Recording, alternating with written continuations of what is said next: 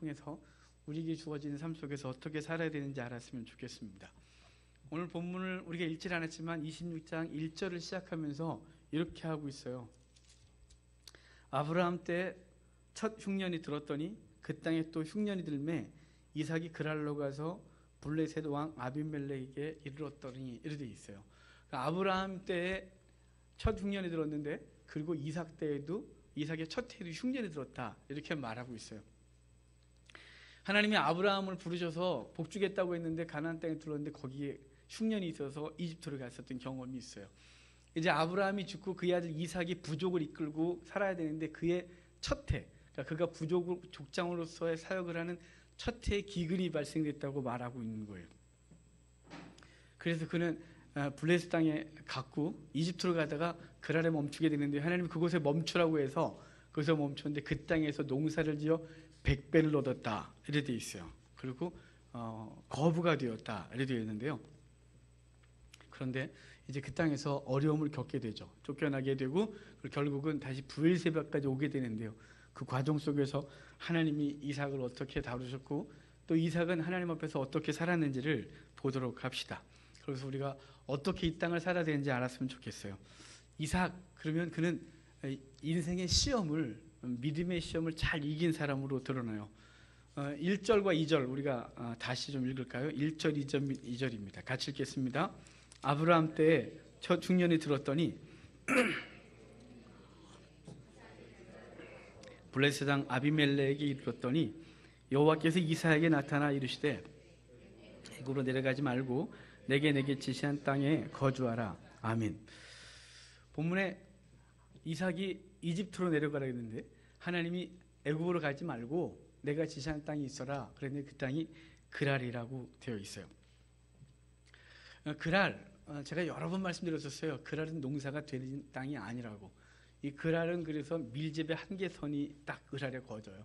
그러니까 밀이 서쪽으로 가면 재배가 돼요. 블레셋 평야로 지중해 쪽으로 가면 밀이 재배가 되고요. 그랄에서 동남쪽으로 내려오면 재배가 안 돼요. 네게브 그래갖고 광야로 내려오면 절대로 농사가 되지를 않는 땅이에요. 그런데 하나님이 그곳에 멈추라고 말하고 있는 거예요.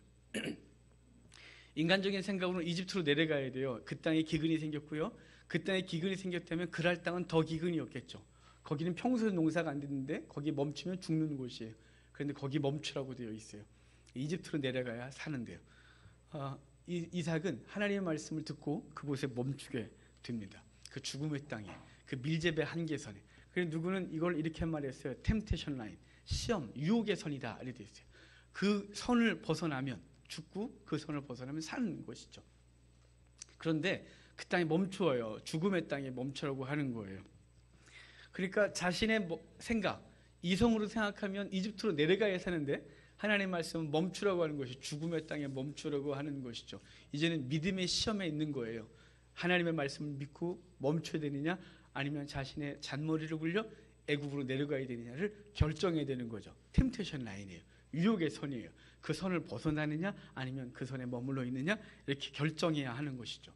그런데 이삭은 우리가 잘 아는 대로 그 선에 머물러요. 그 선에 그냥 머물러서 그 땅에 멈췄고 그의 농사를 졌는데 100배를 얻었다 이렇게 되어 있습니다.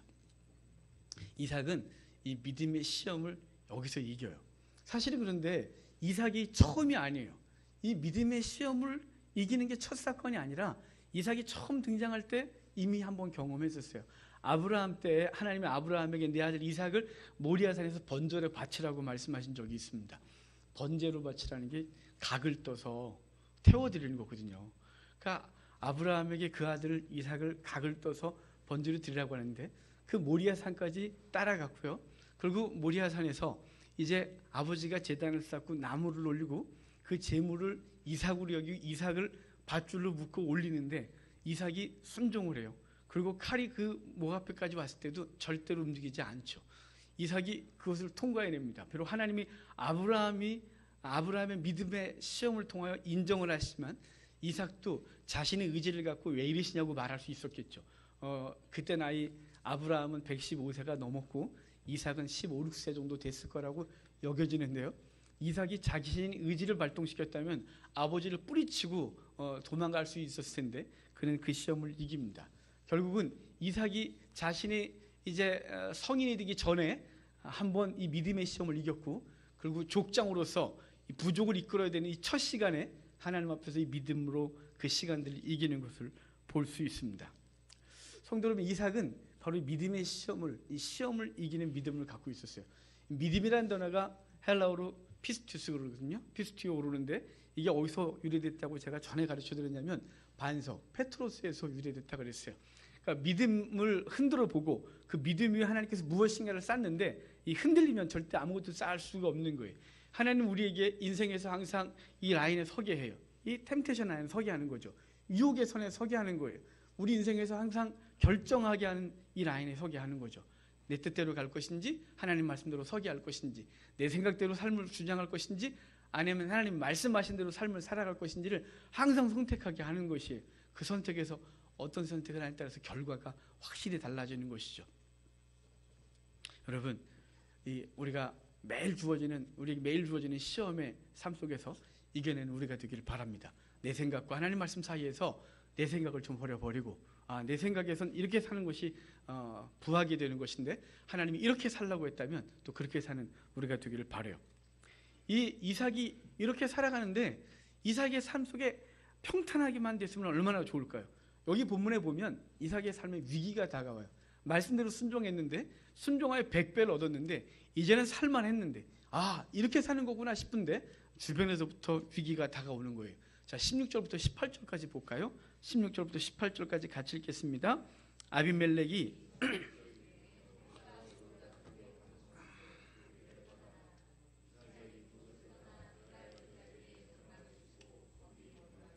그 아버지 아브라함 때에 팠던 우물들을 다시 팠으니 이는 아브라함이 죽은 후에 블레셋 사람이 그 우물들을 메웠습니다. 이삭이 그 우물들의 이름을 그의 아버지가 부르던 이름으로 불렀더라. 아멘. 본문에 보면 이삭이 그곳에서 이미 100배를 얻어서 부하게 됐는데 마침내 거부가 됐다 이렇게 되어 있는데요. 근데 그걸 보고 그랄 사람들이 시기하여 그를 내어쫓았다 이렇게 말해요. 거기 원래 죽은 땅이었어 갖고 그냥 내어줬던 땅인데 보니까 농사가 되거든요. 자기가 하면 잘 될 거라고 생각했겠죠. 그걸 내어쫓아요. 내어쫓으면서 이삭이 우물을 파면 또 계속해서 걔네들이 이삭의 우물을 빼앗는 이 장면들을 보게 됩니다. 여러분, 이삭은 바보라서 그랬을까요? 이삭이 약간 좀 모자라나요? 모자라기 때문에 남들이 뺐으면 그냥 뺏기는 사람이었을까요? 여러분, 그가 모자란 사람이었다면 부족을 이끌 수 없었겠죠. 아브라함이 조카 롯의 문제를 해결할 때 군사가 400명이었다 그랬거든요. 그 후로 엄청난 세월이 지났고 그리고 거부가 될 정도라고 하면 이삭에게도 부족이 굉장히 많았을 거라고 볼 수 있는데요. 그가 그의 아들에게 다 물려줄 때까지 그 부족을 잘 유지하고 계속해서 성장시킨 걸 보면 이삭은 바보가 아니에요. 바보가 아님에도 불구하고 그럴 사람들이 뺏고 내어쫓고 계속 뺐는데 그는 계속해서 쫓겨나고 뺏기고 물러나는 모습을 보게 되어져요. 그가 그렇게 되어지는 모습을 해서 22절은 이렇게 표현해주고 있어요. 다투지 않았다. 여러분, 그는 싸울 수 있었음에도 불구하고 다투지 않는 거예요. 그의 부족이 군사가 1000여 명 되지 않았을까요? 아브라함 때문에 400명이었다면 그도 웬만한 군사력을 갖고 있었겠죠. 그래서에도 불구하고 싸우거나 다투지 아니하고 그는 다 내어주고 나가는 거예요. 계속 물러나고 있어요. 여러분, 싸우지 않는 게 쉬울까요? 싸우는 게 쉬울까요? 전 싸우는 게 쉽다고 생각해요. 우리는 아침을 시작하면서 싸울 준비를 하고 살아가는 사람들이에요. 하루를 시작하면서 전투 태세를 갖추고 오늘은 어떻게 하루를 이길까 이렇게 살아가잖아요. 예전에 누군가 이렇게 말했어요. 1등만 인정받는 더러운 세상 이렇게. 우리는 2등은 안 되는 나라에 살고 있잖아요. 대부분의 지수가 10위 안에 드는 나라에 살고 있어요. 경제력도 군사력도 체력도 스포츠도 이것저것 하면 대부분 10위 안에 든대요. 안 좋은 것도 10위 안에 들긴 하지만요. 10위 안에 든대요. 그런데 행복 지수는 저 바닥에 있어요. 매일 다투거든요. 우린 싸워야 사는 나라에 살고 있어요. 그런데 이게 우리 삶 속에서 싸우지 말아야 할 것으로는 싸우고 있는 거죠. 가정에서도 우리는 다툴 준비를 하고 살아가고 있고요. 교회에서도 그래요. 여러분, 가장 강력한 가면을 쓰고 모이는 장소는 교회예요. 가면 무도회 같아요. 자기 모습을 다 감추고 있죠. 저도 감추고 여러분도 감추고. 일상에서 일주일 동안 어떻게 살았는지를 우리는 서로 얘기 안 해요. 그리고 강력한 가면, 벗길 수 없는 가면을 쓰고 와갖고 표정을 아름답게 하고 이쁘게 하고 할렐루야 이러면서 우리는 앉아 있죠. 우리 속에 이 전투력을 딱 그럼에도 불구하고 우리 이곳에서 서로 사랑하고 아끼고 이러면서도 우리 속에 우리도 모르는 사이에 딱 준비하고 있어요. 다툴 준비를요. 갈등할 준비를 해요. 그래서 교회 안에서까지도 우리는 자기를 약간 건들면 충돌할 준비를 하죠. 오늘 아침에 인터넷 기사에 이런 타이틀을 보고 나왔어요. 툭하면 욱한다. 기사에 이렇게 타이틀에 있었어요. 기사님 안 내봐도 다 아는 거 아니겠어요? 툭하면 욱한. 여러분 툭하면 욱하는 세상에 살아간대요. 우리 모습인 거죠. 싸울 준비하는 거예요. 이 싸울 준비에 대해서 창세기 이렇게 말했었어요. 라멕이 한 말이에요. 그 가인의 후손 라멕이 이렇게 말해요. 가인에게는 벌이 7배일진데 라멕에게는 벌이 77배라고요. 누군가가 자기를 건드렸대요. 그래서 죽여버렸대요. 그러면서 하는 말이 뭐냐면 가인을 건들면 벌을 7배를 받을 건데 나 건들면 77배의 보복을 당할 거래요. 이렇게 무서운 세상을 우리는 살아가고 있어요. 다툴 준비하는 거죠. 싸움 준비 철저히 하는 거죠. 그래서 반드시 이겨야 우리는 되는 세상에 살아가는 거예요. 그래서 남의 심장에 비수를 꽂지 않으면 속이 시원하지 않아요. 그 심장을 확 찔러놔야 아주 속이 시원하고 이긴 것 같은 세상을 살아가는 거죠. 속이 시원합니까? 근데 싸워서 이기면 만족합니까? 저는 다퉈갖고 이기기도 하고 지기도 하죠. 근데 이겼다고 생각하는데 마음이 안 편한 이상한 일을 자주 겪어요. 종종 운전할 때도 그러잖아요. 뭐 대부분 우리나라 사람 운전할 때 안 다치는 사람이 거의 없대요. 누군 그럽디다 이렇게 막 끼어들고 막 그러면 내가 그랬더니 이렇게 말해요. 좀 예배 설교 때 어울리는 말인지 모르겠지만 이렇게 말하면 이렇게 생각하면 안 싸울 수 있대서 어떻게 해요? 알려줘 했더니 똥매러운가 보지. 그런데요. 화장실이 급해서 저렇게 가나 보지. 그러면 안 싸운대요. 그 다음부터는 똥매러운가 보지 이렇게 하는데도 잘 안 돼요. 욱 이렇게 되어집니다. 여러분 우리 속에 싸워서 이기면 이긴 것 같냐? 아니에요. 이삭이 안 다퉈요. 이삭이 안 다투고 다 내어주고 있어요. 이삭은 우리처럼 싸울 준비를 하고 사는 사람이 아니에요. 이삭은 내려놓을 준비를 하고 사는 사람 같아요. 언제나 자기 걸 요구하면 내어주고 끝까지 내어주고 있어요. 그걸 우리가 이렇게 표현할 수 있겠죠. 온유한 사람이라고. 이 다툼이라는 말의 어원을 이렇게 찾아보면 이기심에서 출발해요. 이기심이 싸움의 원인이래요. 그래서 야고보는 이렇게 말했어요. 야고보서 4장 1절에 너희 중에 싸움이 어디로부터 다툼이 어디로부터 나느냐? 너희 지체 중에 싸우는 정욕으로부터 나는 것이 아니냐. 다툼은 너희 속에 있는 정욕으로부터 난대요. 너희 속에 욕심이 근거가 돼서 이기심이 근거가 돼서 싸움이 나는 것이래요. 자기 입장에서 생각하고 자기 유익만을 구하는 이기심에서 나오는 거죠. 온유한 사람은 다투기보다는 내어주는 것입니다. 자기가 손해를 감수하고라도 내어주는 거죠. 그러면 뭐가 편안해지면 영혼이 편안해지는데 우리 육신 것을 싸우고 뺏으면 영혼은 안 편해지는 것 같아요. 우리 교회 이전하면서 다툴 준비하고 있었거든요. 이번에 하나님 앞에 참 부끄러운 게 많았어요. 교회 이전하면서 저쪽 예배당 쪽 그 주인하고 싸울 준비를 우리는 딱 전투 준비했어요. 어떻게 하면 이렇게 나가리라. 이렇게 공격하면 우리 이렇게 공격하겠다. 뭐 이런 준비 태세를 딱 하고 있었거든요. 겉으로 우리는 하진 않았지만 우리는 이미 졌어요. 하나님 편에서 진 거죠. 세상에서는 그것을 이길 수 있었다고 우리는 생각했어요. 근데 하나님 앞에 내려놓고 주님께서 내려놨을 때 어떻게 하시는지 우리는 봤어요. 다툴 준비가 아니라 내려놓을 준비를 했었어야 되는데 우리는 다툴 준비를 했었다는 거죠. 우린 다퉈서는 얻을 게 아무것도 없어요. 모세를 하나님이 이렇게 말해요. 지면에서 온유하기가 가장 승하대요. 가장 온유한 사람이 모세를 인정했어요. 하나님께서. 그럼 모세가 어떻게 온유한 사람으로 인정을 받았냐면요. 40년 동안 광야에서 그 못된 백성을 이끌면서 그들과 다투지 않아요. 그럼 200만 명하고 정말 대단하지 않아요? 40년을 끌고 다녔어요. 그 불순종하는 200만 명의 사람들. 오죽 불순종했으면 광야에서 다 죽여버렸을까요? 하나님께서. 근데 모세가 그들과 싸우지 아니하고 그럴 때마다 모세는 엎드렸더라. 민수기에 보면 계속 반복하는 표현이 엎드렸더라요. 사람 앞에 엎드리는 게 아니고요. 하나님 앞에 엎드리는 거예요. 그리고 하나님께서 해결책을 주시면 그것으로 해결하고 40년 동안 그 백성을 이끌었던 모습이 있어요. 시편 37편 11절에 이래요. 오직 온유한 자는 땅을 차지하며 풍부한 화평으로 즐기리로다. 또 고린도전서 13장의 사랑장을 얘기를 하면서 사랑은 온유하고 이래 돼 있어요. 마태복음 5장에 산상수훈을 얘기를 하잖아요. 그 산상수훈의 팔복을 얘기를 하면서 온유한 자는 복이 있나니 땅을 기업으로 얻을 것이다 이렇게 말해요. 그런데 여기 땅을 기업으로 얻는데요. 이 땅이 하아리치 그래갖고요. 이 땅이 이 땅. 그러니까 팔복은 다 영적인 복을 말하거든요. 팔복이 7개의 복은. 근데 딱 하나만 육적인 복을 얘기해요. 그게 온유한 자가 받는 복이에요. 온유한 자는 땅을 기업으로 얻는다는데요. 여러분 땅 우리 교회 중에 반 정도가 자기 소유의 땅을 갖고 있으려나요? 땅이 없는 저와 여러분 온유하지 않은 거예요. 땅을 기업으로 얻지 못했기 때문인 거죠. 우리 성경대로 하면 여러분 육적인 복을 얘기한 게 딱 온유한 자에게만 말하고 있어요. 온유하면 땅을 기업으로 얻는데요. 포기했는데 온유로 이렇게 내려놨는데 도리어 땅을 기업으로 얻는 복을 말씀해주고 있는 거예요.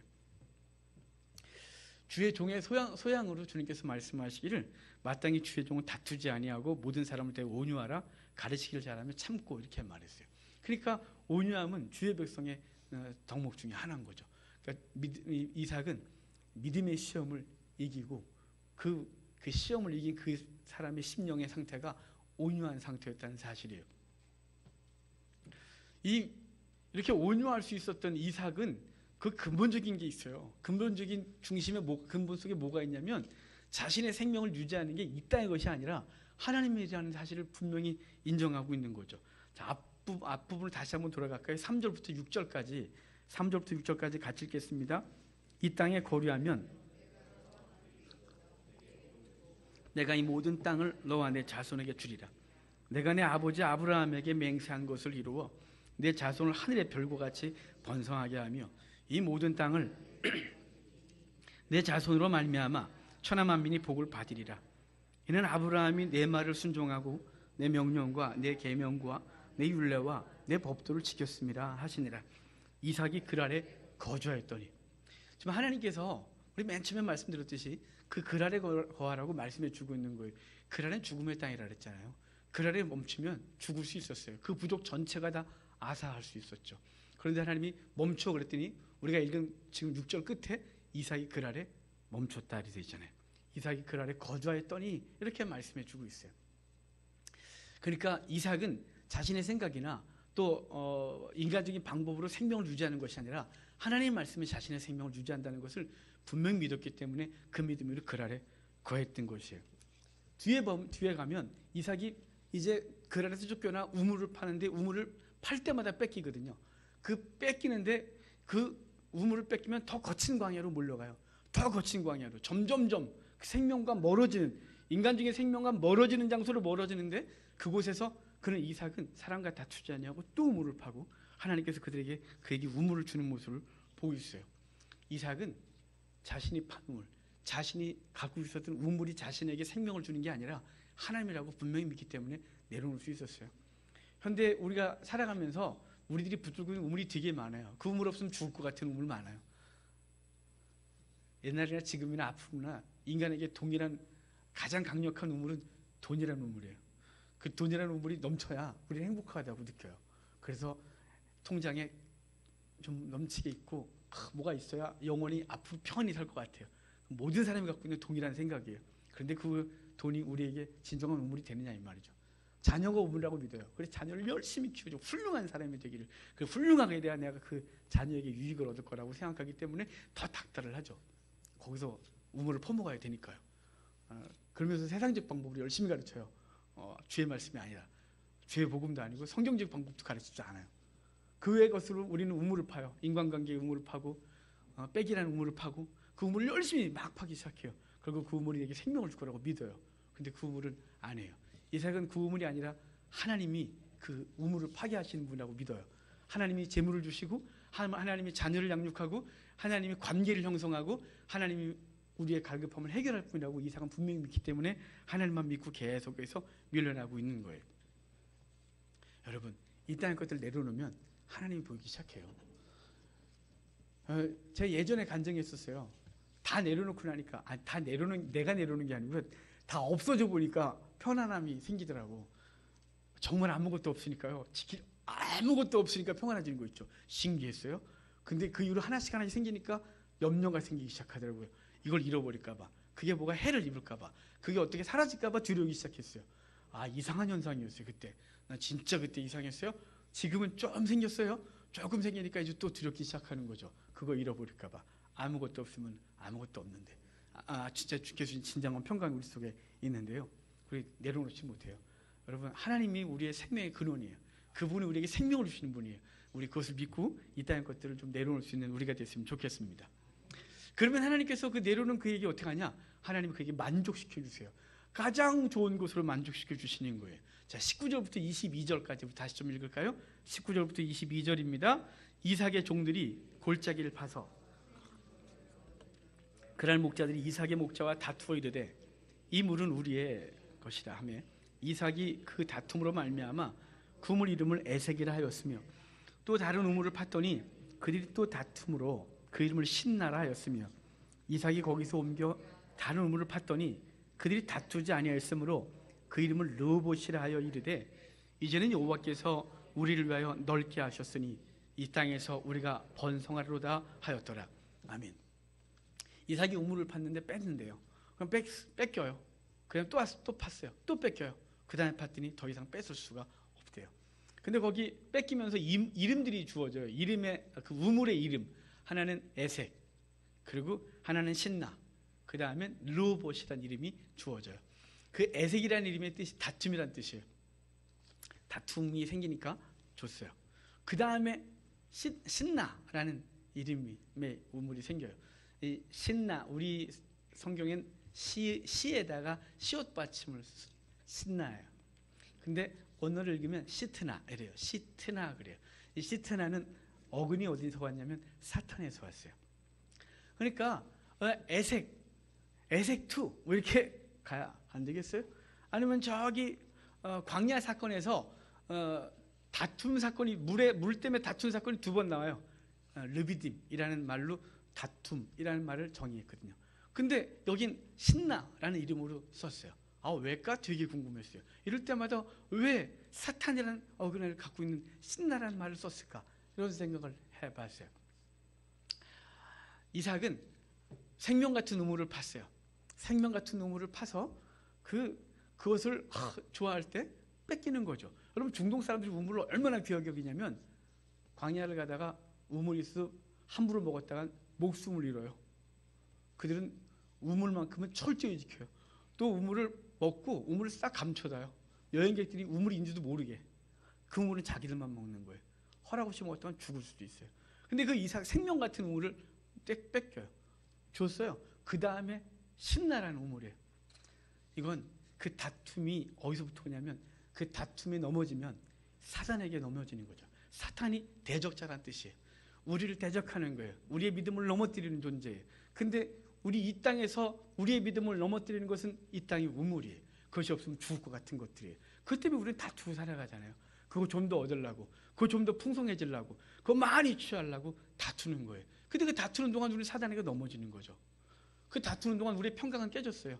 다투는 동안 하나님과 관계가 깨져요. 다투는 동안 우리의 영혼은 다침을 입고 호흡이 끊어져요. 죽는 거죠. 에색, 신나. 그래서 그 다투면서 또 줘요. 사단에게 지지 않고 내어줘요. 그 다음에 르호봇이에요. 르호봇이란 말은 넓다 이런 뜻이에요. 다시는 그들이 떼앗지 못했대요.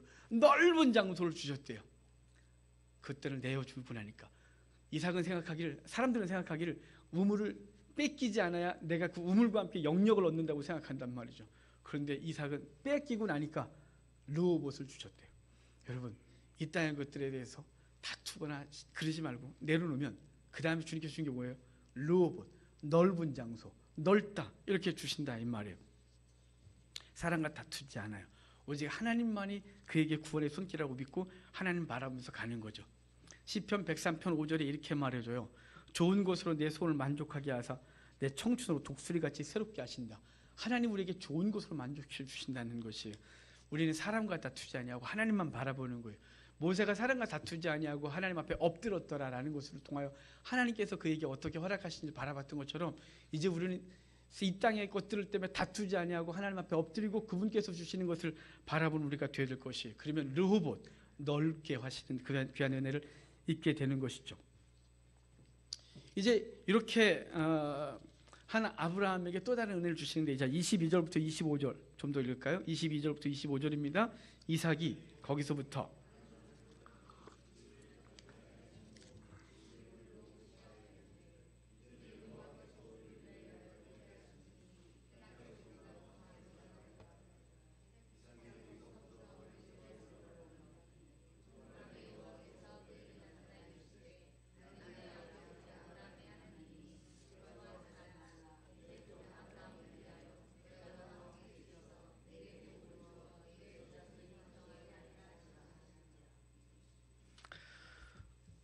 지금 여러분 몇 절 읽으셨어요? 제가 발음이 그랬어요? 22절부터 25절 일자랬는데 읽었어요? 22절부터 25절이에요. 다시 읽겠습니다. 죄송합니다. 이삭이 거기서부터 브엘세바로 올라갔더니 그 밤에 여호와께서, 지금 딴 데 읽고 있는 거예요? 23절부터 25절입니다. 같이 읽겠습니다. 이삭이 거기서부터 브엘세바로 올라갔더니 그 밤에 여호와께서 그에게 나타나 이르시되 나는 내 아버지 아브라함의 하나님이니 두려워하지 말라. 내 종 아브라함을 위하여 내가 너와 함께 있어 내게 복을 주어 내 자손을 번성하게 하리라 하신지라. 이삭이 그곳에 제단을 쌓고 여호와 이름을 부르며 거기 장막을 쳤더니 이삭의 종들이 거기서도 우물을 팠더라. 아멘. 일부 예배 때는 이렇게 하고서 잘 읽었는데 진작 일부 예배 드리는 분들이 저한테 말씀해 주셔야 되는데, 여기 설교 원고는 22절부터 해놨거든요. 죄송합니다. 지금 이삭이 새로운 우물을 팠대요. 거기 이제 브엘세바다 알려져 있어요. 맨 마지막에. 여러분, 브엘세바라는 이름의 뜻이 일곱 우물 이런 뜻이에요. 일곱 우물. 일곱 우물은 이 우물이 지금 하나 뺏기고 또 뺏기고 계속했는데 이제 브엘세바까지 와서 우물을 팠더니 7개를 팠대요. 왜 7이라고 했을까요? 7이 갖고 있는 의미 때문에 그래요. 완전이에요. 아주 풍성한 것이에요. 하나님께서 그에게 완전한 우물을 허락하시는 것이죠. 사람하고 다투지 않고 하나님만 바라보고 하나님께서 원하시는 대로 쭉 그랬더니 주님께서 브엘세바까지 인도하셨대요. 자, 브엘세바까지 인도하셨는데 거기 브엘세바 그런데 이 뜻이 또 다른 뜻이 또 있어요. 자, 그 뜻을 보기 위해서 그 다음 절 좀 읽어볼까요? 26절부터 33절이에요. 다 읽도록 하겠습니다. 아비멜렉이 그 친구 아우삭과 유대장관 비골과 더불어 그랄에서부터 이삭에게로 온지라. 이삭이 그들에게 이르되 너희가 나를 미워하여 나에게 너희를 떠나게 하였거늘 어찌하여 내게 왔느냐. 그들이 이르되 여호와께서 너와 함께 계심을 우리가 분명히 보았으므로 우리의 사이 곧 우리와 너 사이에 맹세하여 너와 계약을 맺으리라 말하였노라. 너는 우리를 해하지 말라. 이는 우리가 너를 범하지 아니하고 선한 일만 내게 행하여 내가 평안히 가게 하였음이니라. 이제 너는 여호와께 복을 받은 자니라.